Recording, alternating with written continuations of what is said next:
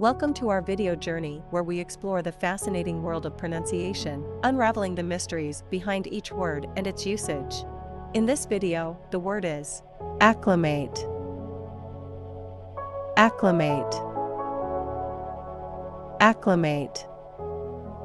Acclimate is a verb that means to adapt to a new environment, situation, or condition.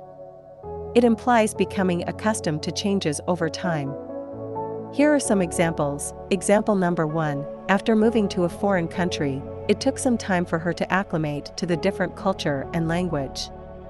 Why acclimate is used in example number 1. Acclimate is used to describe the process of adapting and becoming comfortable with a new culture and language over a period. Example number 2. The plants needed a few weeks to acclimate to the outdoor climate before they could thrive in the garden. Why acclimate is used in example number 2. Acclimate highlights the adjustment period required for the plants to adapt to the specific outdoor climate conditions.